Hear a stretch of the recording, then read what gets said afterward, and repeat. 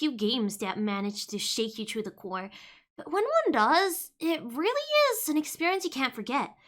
And having experienced some of the healthcare system for myself, I can say with confidence that Fall of Porcupine is one of these games for me. You've guessed it, it's time for another recommendation.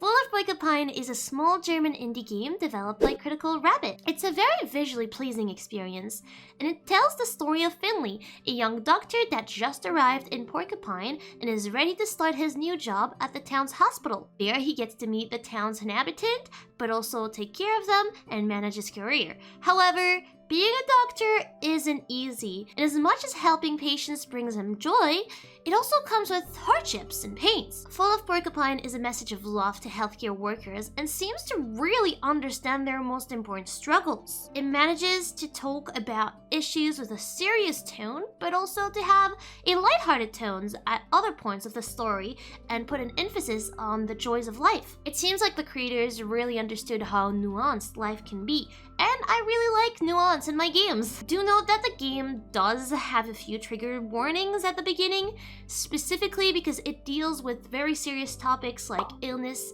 death, stress, anxiety, burnout, so please only play if you feel comfortable with these subjects.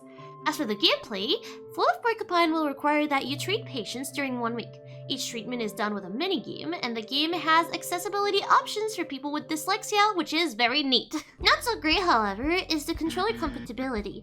Maybe it was because I was using a PS4 controller, not an Xbox controller, because I know that the game recommends that you play with a controller, but some of the mini-games were very hard using that controller, and the fact that the input that was shown was for Xbox made it that much harder. Most of the mini-games, however, are pretty easy, so it doesn't really break the game. I still managed to get to the ending no problem, and it's still quite fun to play. Something else that I really liked about this game is that your choices mattered.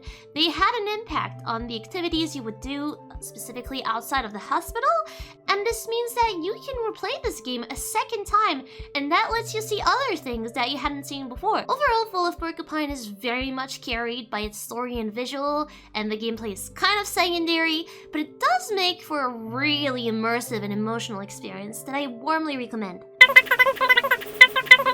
It lets me relive my healthcare work traumas in the safe environment of my room, which I have decided to never leave again because I don't think I can deal with the light of the day anymore.